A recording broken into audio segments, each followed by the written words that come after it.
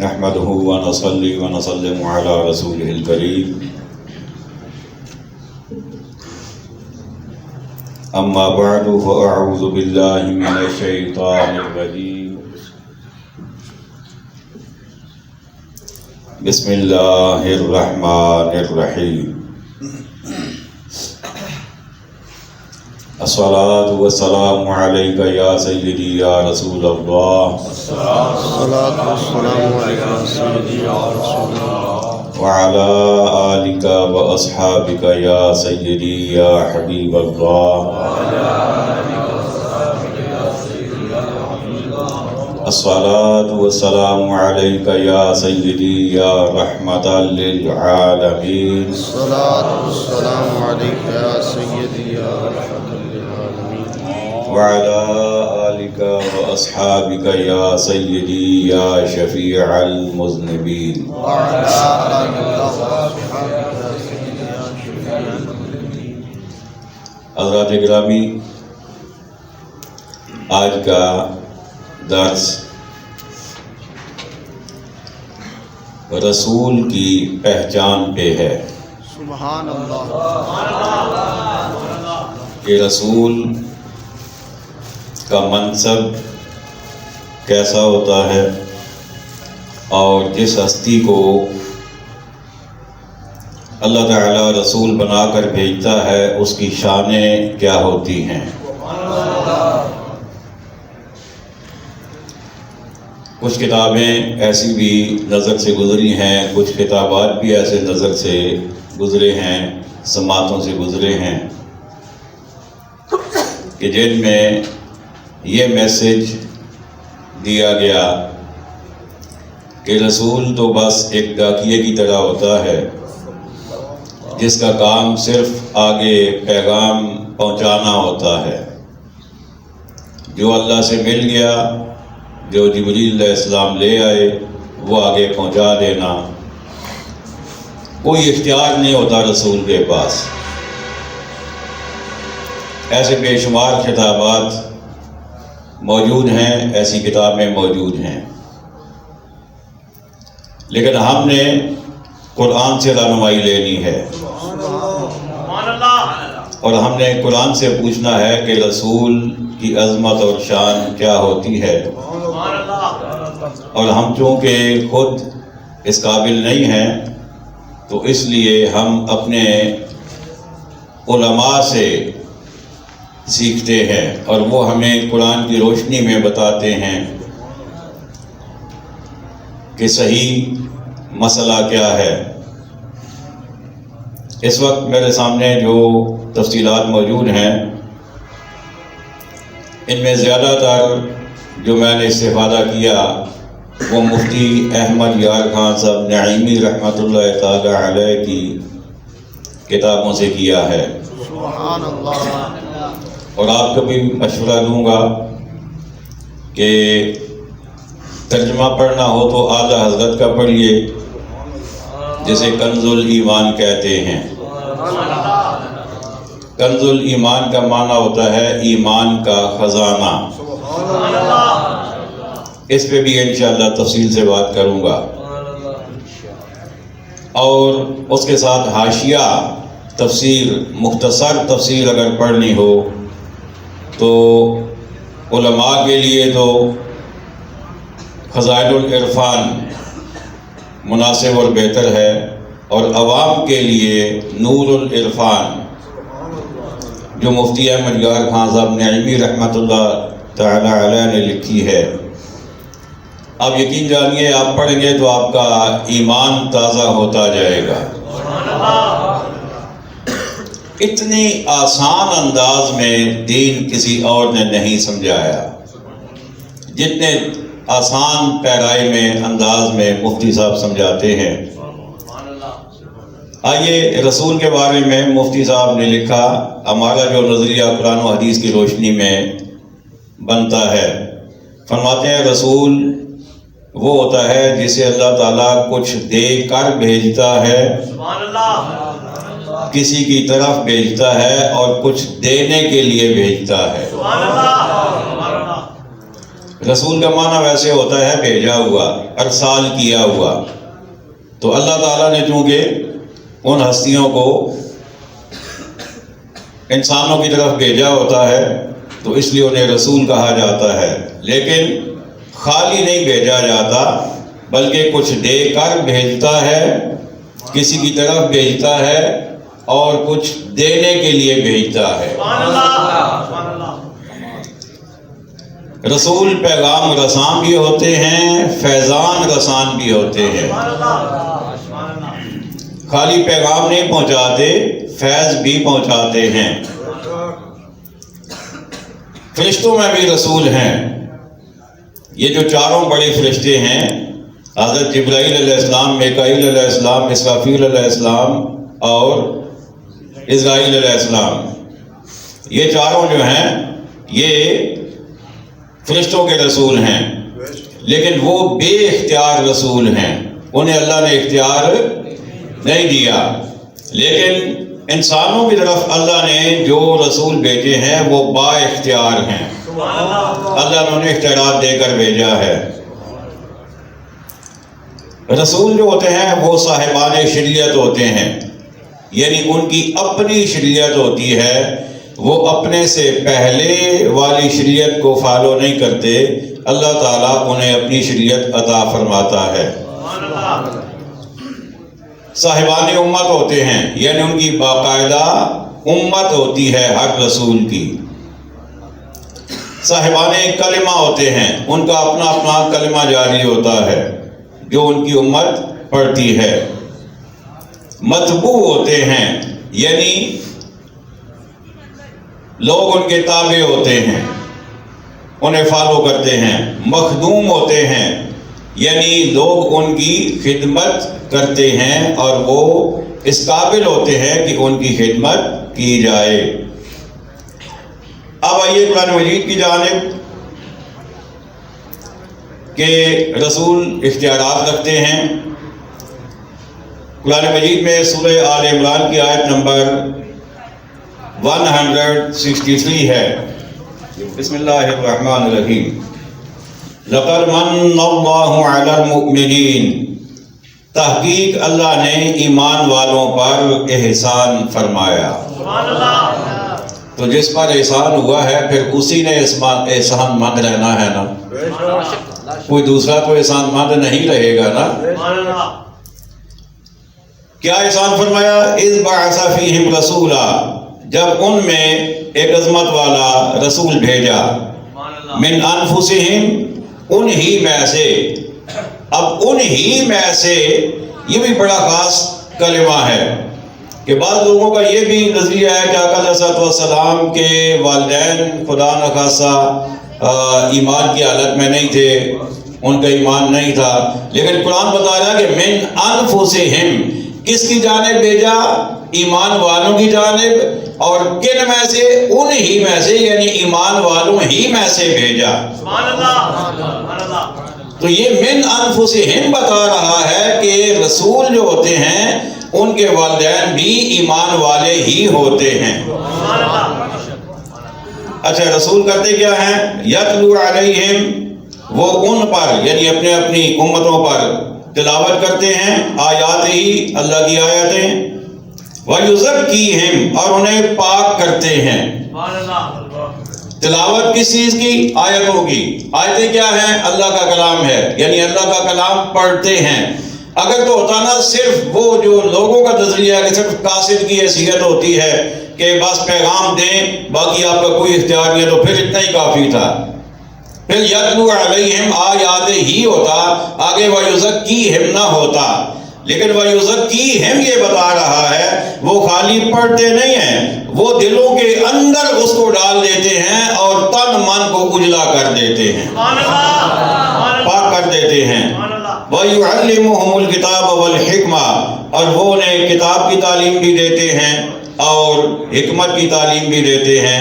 اچھا، یہاں پر اب کتاب کیا ہے؟ کتاب ظاہر ہے اسم ذات اللہ کا کلام ہے، قرآن مجید ہے۔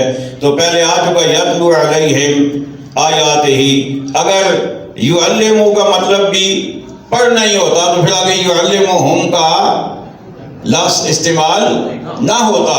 اس کا مطلب یہ ہے کہ صرف پڑھتے نہیں ہیں، وہ سمجھاتے بھی ہیں، اور اتنا سمجھاتے ہیں کہ بندہ سمجھ کر اس کا تن من دھن جو ہے نا وہ پاک ہو جاتا ہے۔ یہ قرآن مجید فرقان حمید ہے جو میں نے آپ کے سامنے پڑھا۔ اب اس کے بعد سورۃ الاحزاب ہے، آیت نمبر 33 ہے، جس میں ایک آیت کریمہ جس کا ترجمہ اذا قضى الله ورسوله امرا ان يكون لهم الخيرة من امرهم، اللہ تعالیٰ فرما رہے ہیں، یہ ایک واقعہ ہے، تھوڑا سا وہ آپ ذہن میں رکھیں تو بات آپ کو سمجھ آئے گی۔ نبی کریم علیہ السلام نے اپنے منہ بولے بیٹے حضرت زید رضی اللہ تعالی عنہ ان کا نکاح کیا اپنی پھوپھی ذات بہن حضرت زینب کے ساتھ رضی اللہ تعالی عنہا۔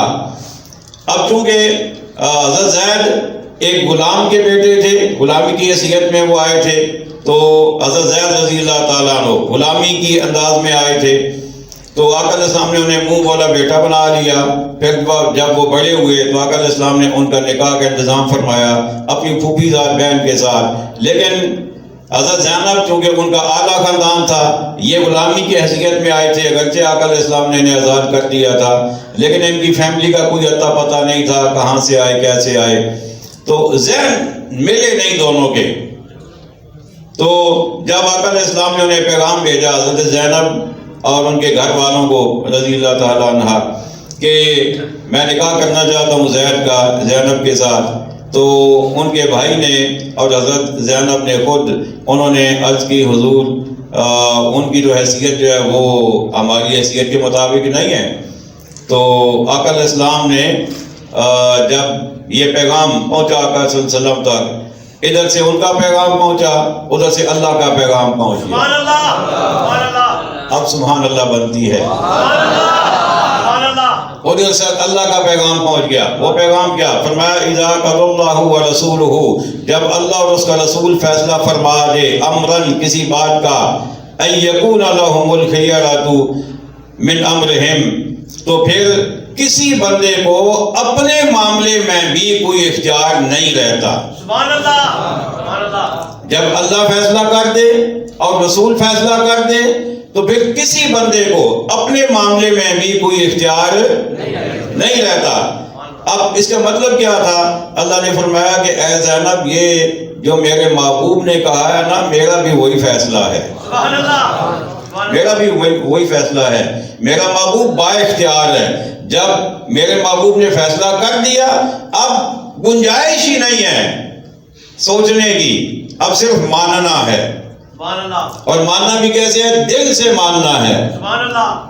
تو حضرت زینب رضی اللہ تعالیٰ نے جب سنا تو انہوں نے حضور میں حاضر ہوئے اس کے لیے، تو پھر ان کا باقاعدہ نکاح ہوا۔ تو یہاں بھی کیا پتہ چلا؟ اچھا یہاں دلچسپ بات یہ ہے کہ یہ جو خیال تھا نکاح کا یہ کس کے ذہن میں ابھرا؟ آقا علیہ السلام کے ذہن میں کہ دونوں کو آپس میں نکاح کروانا ہے، لیکن اللہ اسے اپنا فیصلہ بھی کہہ رہا ہے۔ سبحان اللہ، سبحان اللہ، یہ آقا علیہ السلام کی عظمت ہے سبحان اللہ۔ کہ جو آقا علیہ السلام فیصلہ کریں وہی اللہ کا فیصلہ، اور جو اللہ کا فیصلہ وہی رسول اللہ کا فیصلہ۔ سبحان اللہ، سبحان اللہ۔ آگے چلیے سورۃ النساء آیت نمبر 65، فلا وربک لا یؤمنون، فرمایا محبوب تیرے رب کی قسم۔ سبحان اللہ۔ اچھا وہ صرف محبوب کا رب تو نہیں ہے نا، رب تو سب کا ہے، میرا بھی ہے، آپ کا بھی ہے، ساری مخلوقات کا ہے، لیکن وہ اپنا تعارف جب کرواتا ہے نا تو وہ کہتا ہے، اب جیسے دیکھیں نا کوئی بہت بڑا انجینئر ہو، اسے بہت ساری بلڈنگز بنائی ہو، اسے جب کہا جائے نا کہ جی آپ نے کیا کیا بنایا ہے، تو وہ والی بلڈنگ پیش کرے گا جو خود اسے بھی پسند آئی ہو، کہ بنائی تو ساری میں نہیں ہے لیکن یہ جو بنی ہے نا یہ منفرد ہی ہے، یہ سب سے انوکھی ہے، یہ سب سے الگ ہے، یہ سب سے حسین، سب سے خوبصورت ہے۔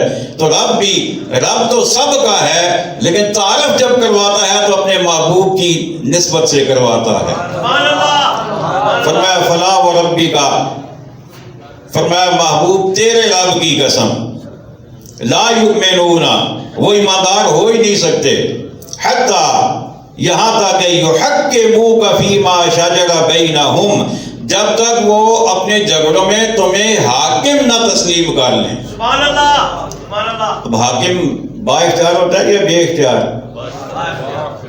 حاکم کون ہوتا ہے بھائی؟ با اختیار ہوتا ہے نا۔ فرمایا جب تک تمہیں حاکم نہ مان لینا تب تک ایماندار ہو ہی نہیں سکتے۔ سبحان اللہ، ایماندار تبھی ہوں گے جب وہ آپ کو حاکم مانیں گے۔ سبحان اللہ۔ اور ماننا بھی کیسے ہے کہ ثم لا یجدوا فی انفسہم حرجا مما قضیت، محبوب جو تو نے فیصلہ کر دیا نا اس کے بارے میں پھر دل میں تنگی بھی نہ پائیں، پھر دل میں گھٹن نہ ہو گیا حضور نے کہہ دیا تو ماننا پڑ گیا ورنہ میرا دل تو نہیں مانتا۔ نہیں، ایسے نہیں، زبان پہ بعد میں آئے، دل پہلے جھکا ہوا ہو، سبحان اللہ، سبحان اللہ۔ پہلے دل مانے اس کے بعد تمہاری زبانیں مانے، تمہارے کان مانے۔ تو فرمایا کہ دل میں بھی وَيُسَلِّمُوا تَسْلِيمًا، اور ایسے مانے جیسے ماننے کا حق ہے۔ سبحان اللہ۔ اشتراط مصطفیٰ۔ اس کے بعد آگے چلیے، اب یہاں پر بہت ساری باتیں لکھی ہیں لیکن میں تھوڑا سا مختصر بھی کرنا چاہ رہا ہوں۔ 2-3 احادیث آج چلتے چلتے میرے ذہن میں آ گئی ہیں اس حوالے سے، سبحان اللہ۔ تو میں کہ چلیں وہ بھی آپ کی نظر کر دوں کہ رسول کی عظمت اور شان کیا ہوتی ہے۔ آقا کریم علیہ الصلوۃ والسلام کا ارشاد گرامی ہے، فرمایا لولا ان اشق علی امتی لامرتهم بالسواک عند كل صلاۃ او کما قال۔ آقا علیہ الصلوۃ والسلام ارشاد فرماتے ہیں اگر مجھے اپنی امت پر مشقت میں پڑھنے کا خیال نہ ہوتا تو میں ہر نماز کے ساتھ انہیں مسواک کرنے کا حکم دے دیتا۔ سبحان اللہ، سبحان اللہ۔ اب کیا مطلب کہ جب میں حکم دے دیتا تو پھر ان کے لیے وہ عمل کرنا لازمی ہو جاتا، لیکن ہو سکتا ہے وہ پھر پریشان ہو جاتے، ہر جگہ مسواک موجود نہ ہوتی، ٹائم نہ ہوتا، اس لیے میں نے حکم نہیں دیا۔ اس کا مطلب یہ ہے کہ آقا جو حکم دے دیں اللہ بھی اسے پھر پورا کروا دیتا ہے۔ آگے چلیے، آقا علیہ الصلوۃ والسلام ابن ماجہ شریف اور باقی بھی احادیث کی کتب میں یہ حدیث موجود ہے۔ آقا کریم علیہ الصلوۃ والسلام نے ارشاد فرمایا کہ اے میرے غلاموں، اللہ نے تم پر حج فرض کر دیا، سبحان اللہ۔ اللہ نے تم پر حج فرض کر دیا۔ ایک صحابی نے عرض کیا اکل عام یا رسول اللہ، سبحان اللہ، یا رسول اللہ کیا ہر سال حج کرنا فرض ہے؟ سبحان اللہ۔ ایک دفعہ پوچھا، آقا علیہ السلام نے خاموشی اختیار فرمائی، پھر یہی سوال دہرایا، آقا علیہ السلام نے خاموشی اختیار فرمائی، پھر یہی سوال دہرایا، آقا علیہ السلام نے خاموشی اختیار فرمائی۔ جب چوتھی مرتبہ پوچھا یا تیسری مرتبہ تو آقا علیہ السلام نے فرمایا لو قلت نعم لوجبت۔ میں کہتا ہوں یہ اتنے بہترین الفاظ ہیں نا، صرف آپ یہ لو قلت نعم لوجبت یہ 4 لفظ آپ یاد کر لیں، آپ کا عقیدہ انشاءاللہ ہمیشہ کے لیے محفوظ ہو جائے گا۔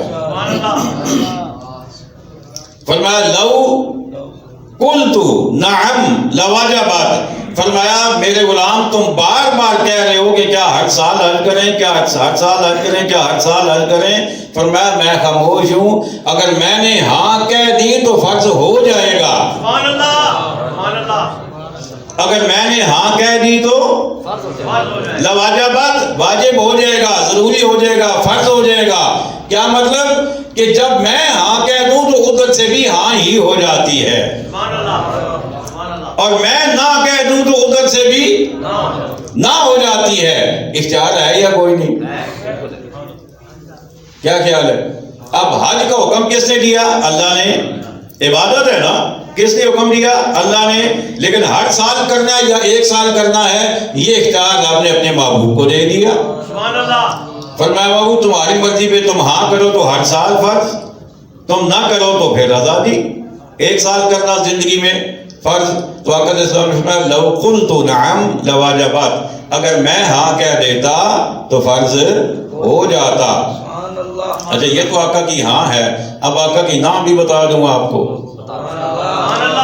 اس میں رب نے کیا اثر رکھا ہے، یہ ابھی ذہن میں آئی ہے کہ یہ سبحان اللہ سبحان اللہ.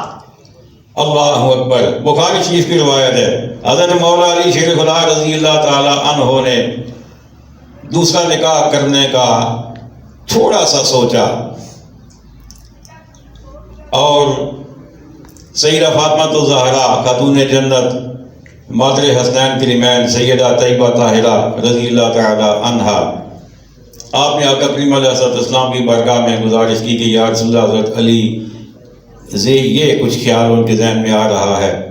میرے آقا علیہ السلام نے منع فرما دیا، فرمایا علی تم نہیں کر سکتے. سبحان اللہ. حالانکہ قرآن 4 شادیوں کی اجازت دیتا ہے. سبحان اللہ. مومن کو، مسلمان کو قرآن 4 شادیوں کی بولیے نا اجازت دیتا ہے. تو حضرت علی آگے سے کہہ سکتے تھے حضور قرآن نے تو 4 کی اجازت دی ہے، میں تو بھی دوسری کا ارادہ کر رہا ہوں، دوسری کا سوچ ہے. لیکن انہوں نے نہیں کہا، اس لیے کہ انہیں پتہ تھا کہ قرآن جس ہستی پر نازل ہوا ہے ان کا بھی بڑا مرتبہ ہے، ان کا بھی بڑا مقام ہے. ان کی ہاں میں رب کی رضا ہے، ان کی نہ میں رب کی ناراضگی ہے. تو آقا علیہ السلام نے منع فرمایا، انہوں نے دوسری دفعہ نام ہی نہیں لیا. تو آقا علیہ السلام کی ہاں میں بھی اللہ نے برکتیں رکھی ہیں اور نہ میں بھی برکتیں رکھی ہیں. تو حضرات گرامی، رسول با اختیار ہستیاں ہوتی ہیں اور بے اختیار نہیں ہوتے. اور اس کے بعد اگلی بات بڑی خاص بات ہے، رسول گناہوں، نبی اور رسول گناہوں سے پاک ہوتے ہیں، وہ گناہ نہیں کرتے. اب یہ نہیں ہے کہ کر نہیں سکتے، صلاحیت نہیں ہوتی کرنے کی، یہ بات نہیں ہے.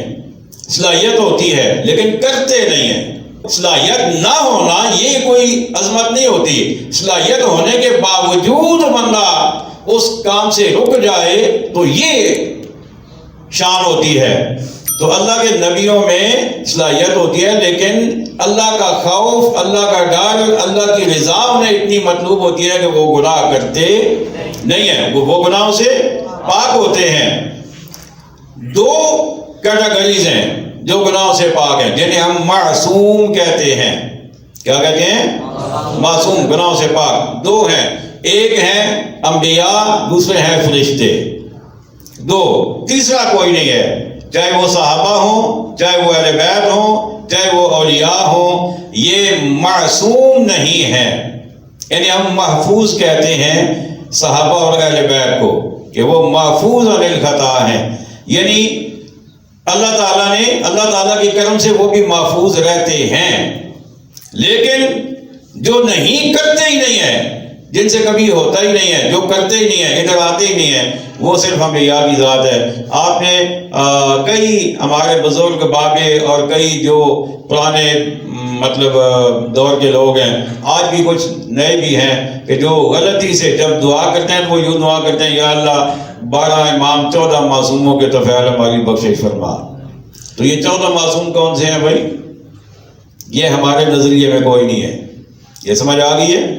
معصوم انبیاء ہیں اور وہ 14 نہیں ہے. معصوم رسول ہیں اور وہ 14 نہیں ہے. تو یہ 14 جو مراد لیے جاتے ہیں یہ اہل بیت میں سے لیے جاتے ہیں. تو میں کہتا ہوں پھر 14 ہی کیوں؟ پھر 14 ہی کیوں؟ کیا باقی اہل بیت کو پھر تم نہیں مانتے ہو؟ ادھر سے تمہارا اتنا بڑا دعویٰ کہ انبیاء کے بعد کیا بلکہ کچھ لوگ تو اہل بیت کو انبیاء سے بھی اوپر لے جاتے ہیں ان کے نظریے کے مطابق. لیکن چلے ہم ان کی بات نہیں کرتے. لیکن یہ 12 امام اور 14 معصوم کی اصطلاح سنیوں کی اصطلاح نہیں ہے. یہ غلط ہے، اس کو رکنا چاہیے.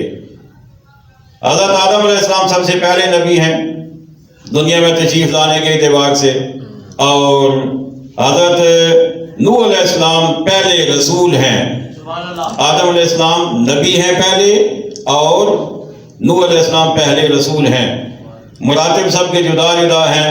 انبیاء کی تعداد فکس نہیں ہے، اسی لیے جب ان کا ذکر کیا جاتا ہے تو 1,25,000 کم و بیش یہ 7 لفظ ضرور استعمال ہوتا ہے. کم و بیش یعنی کچھ کم کچھ زیادہ اگر ہیں تو وہ بھی ساتھ کور ہو جائے معاملہ.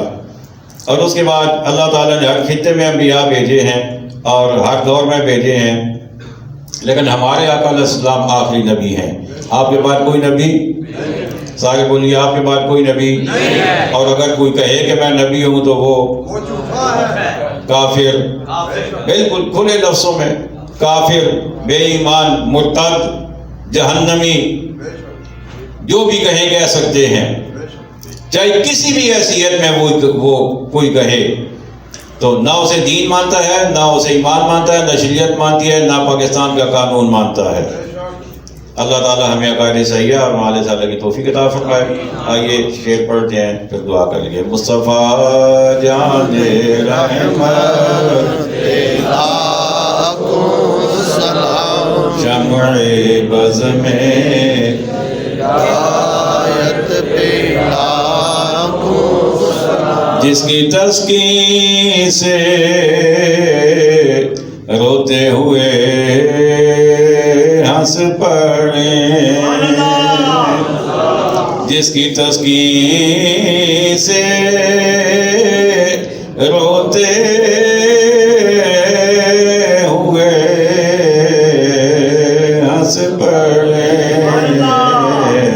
اس تبسم کی عادت پہ لاکھوں سلام. مصطفیٰ جان رحمت پہ لاکھوں سلام. شمع بز میں ہدایت پہ لاکھوں سلام. الحمد لله رب العالمين والعاقبة للمتقين والصلاة والسلام على خاتم الأنبياء والمرسلين والمعصومين وعلى آله الطيبين الطاهرين وأصحابه الهادين المهديين وعلى النبيين والصديقين والشهداء والصالحين وعلينا معهم أجمعين. ربنا آتنا في الدنيا حسنة وفي الآخرة حسنة وقنا عذاب النار.